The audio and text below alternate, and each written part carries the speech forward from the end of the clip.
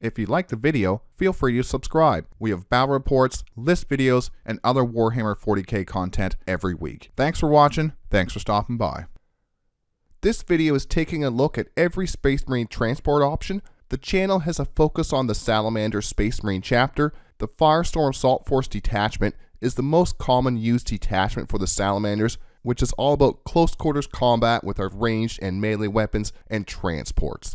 This guide will be useful for any Space Marine chapter though. We take a look at each of the Space Marine armor types with an example of each. With these transports, some of them are restricted to Space Marine armor types, so if you're not wearing that armor type, you can't fit in that transport. Then we'll take a look at each one of the transports, their transport capacity, and the stats for each of these Space Marine transports. Here is our Space Marine armor types. These armor types are what you will see in your transport capacity. For these transports, it'll say Tacticus or Gravis or one of those. So we have Tacticus, Gravis, Terminator, Centurion, Jump Pack, and Phobos. Here are some of the Space Marine unit options for each of these armor types. I didn't put every unit option here, just a few of the popular ones. So take a look at your data sheets and see what armor types your Space Marines do have. So Tacticus, we have Adrax Agatone, Lieutenant, Apothecary, Blade Guard Veterans, Hellblasters. It seems that pretty much anything released recently is going to be in the Tacticus armor. Then we have the Gravis armor, and this armor is quite common as well now. We have Marnius Calgar, a Captain in Gravis armor, an Apothecary, an Aggressor squad, Eradicator squad. Oddly enough, there's no Salamanders named character Gravis armor character. Hopefully we get one of those soon. That would be really nice to pair with our Aggressors or the Eradicators.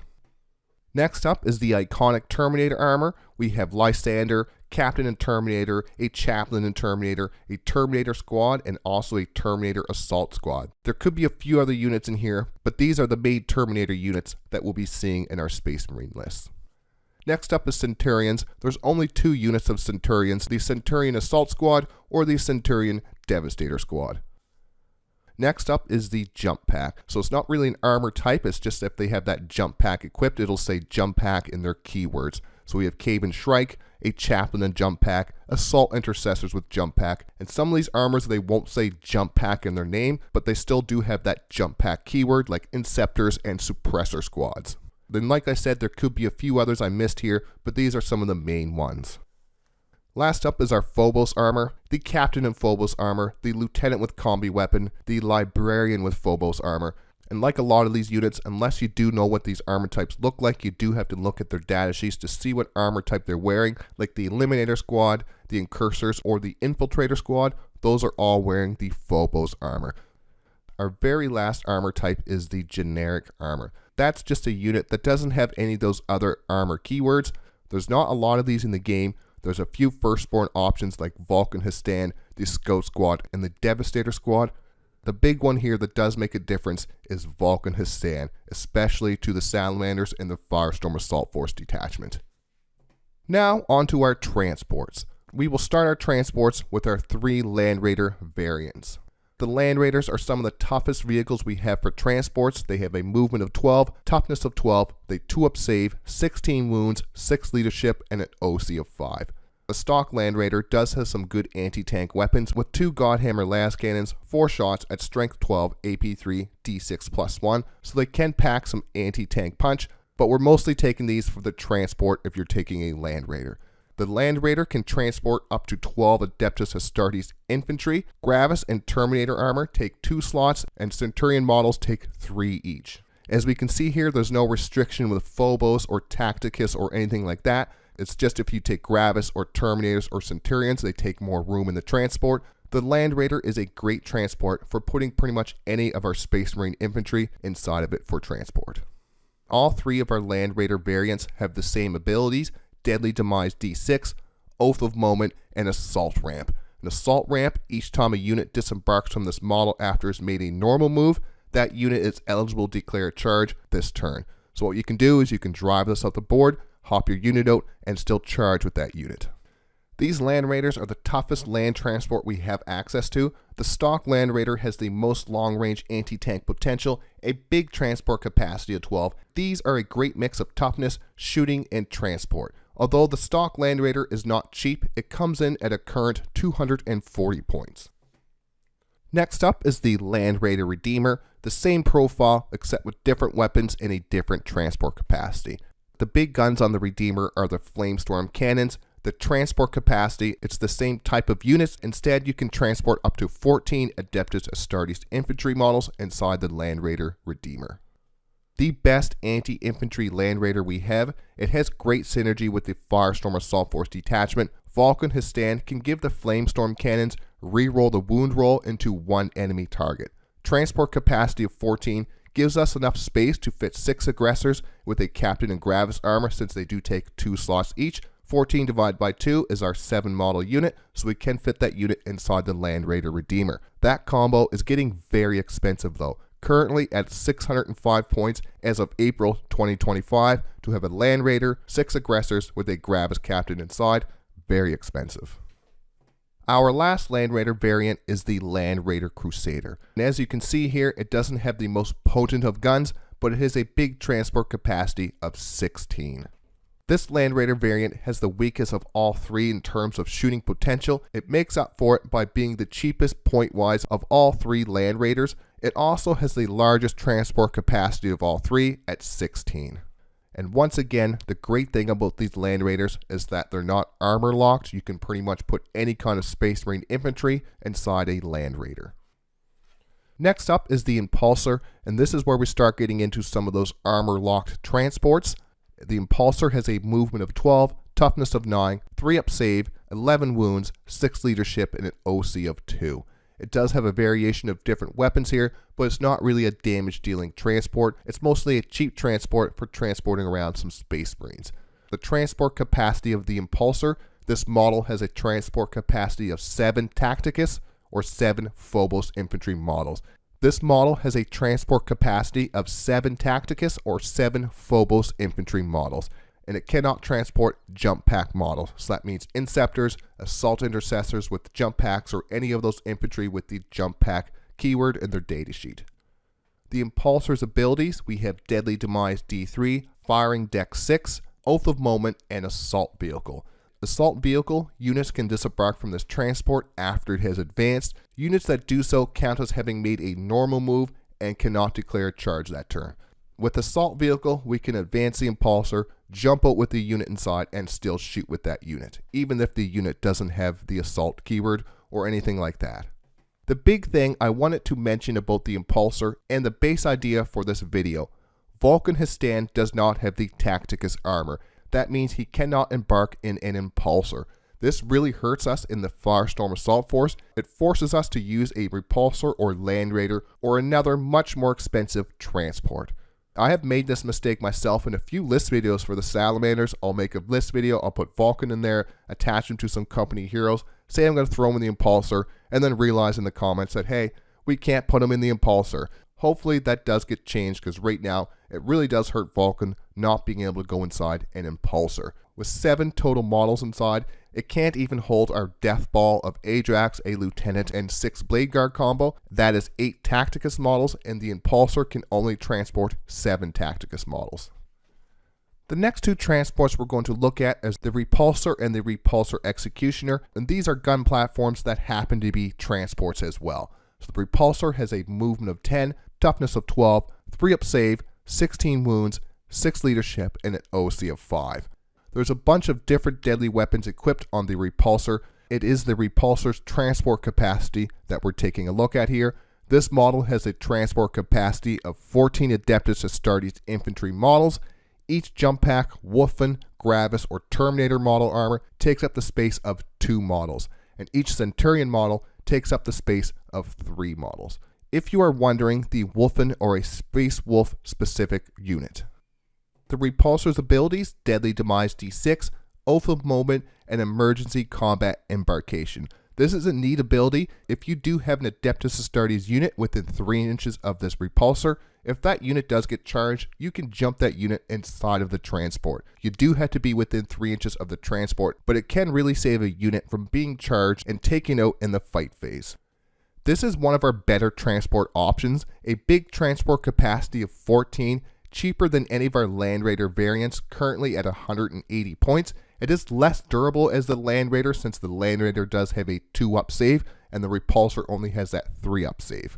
It does have a good selection of guns with an ability to save our units from an enemy charge, a great vehicle in the Firestorm Assault Force Detachment or any of the other Space Marine detachments that need a transport. Then we have the Repulsor Executioner, and that is just bigger guns with less transport capacity. So instead of 14, you can only transport up to 7 Adeptus Astartes models. Once again, Jump Pack, Wolfen, Gravis, or Terminator take the space of 2 models. Centurions take the space of 3 models. Deadly Demise D6, Oath of Moment, and Executioner, and each time this model makes an attack that targets a unit that is below half strength, add 1 to the hit roll. Great for dealing damage, but not really much for transport utility. These do have the same defensive profile as the Repulsor. It is 220 points for these even bigger guns, and it comes at the expense of that transport capacity with a total of 7 instead of 14. Going from 14 to 7 makes a big difference. Depending on what we want to put in the transports, they can make a big difference on what we want to put in our list and put in those transports. And a much more shooting focused ability with that +1 to the hit roll if the target is below half strength. Not the most useful ability the tank could have for a transport tank, but still, you want a tank that does some good damage. Next up is the trusty Rhino. Movement 12, toughness 9, 3-up save, 10 wounds, 6 leadership, and an OC of 2. A hunter-killer missile and some Stormbolter for the ranged weapons.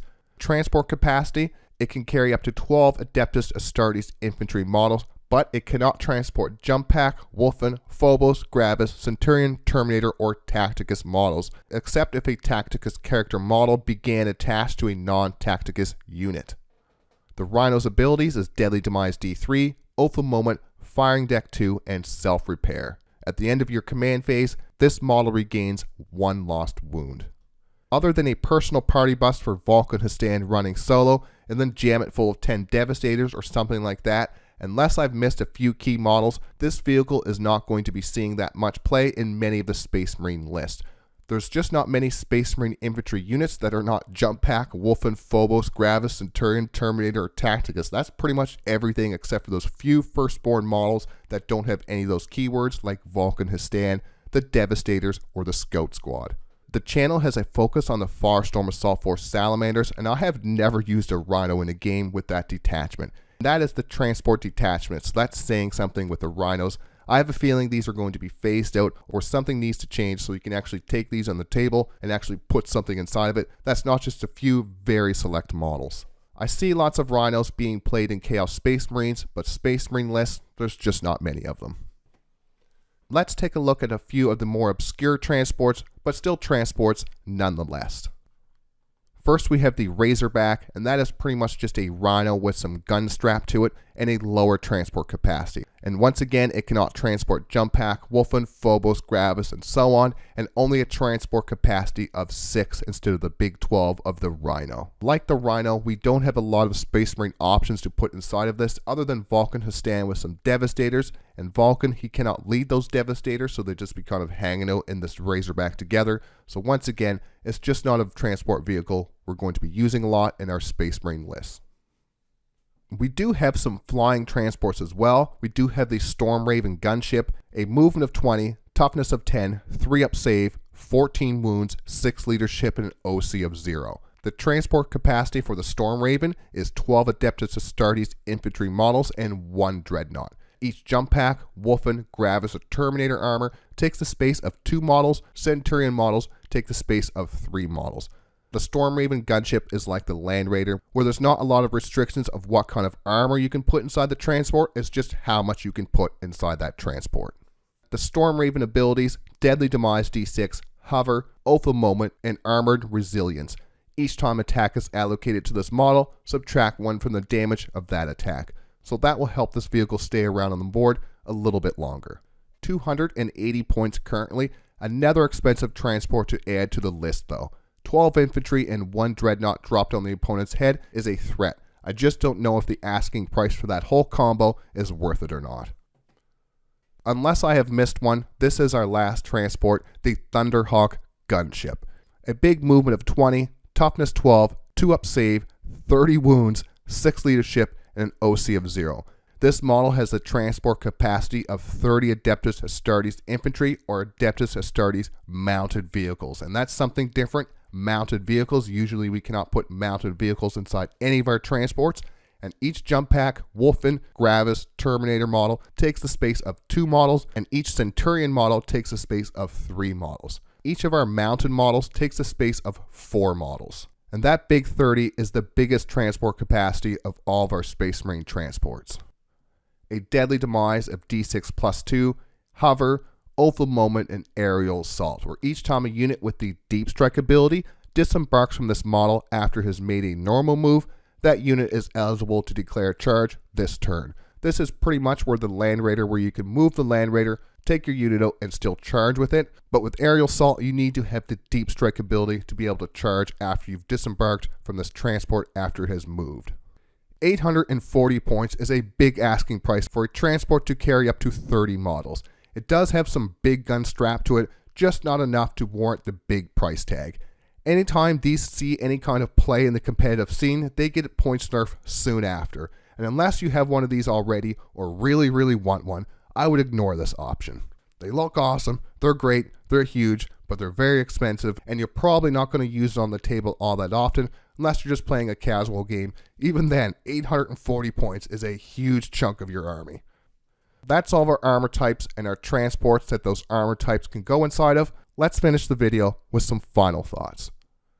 I wanted to put this video before my how to build a Salamanders Firestorm list video. That way the channel had a video to reference our transport options. If I missed any transports or key things, throw it down in the comments. If it is something potentially game changing, I will pin it in the comments. The last thing I want to do is give you guys the wrong information. I hope this video does answer some of the questions about the Space Marine transports and who and what can go in each of our transports. Subscribe for weekly battle reports, list videos, and other Warhammer 40K content. And like always, thanks for watching, thanks for stopping by.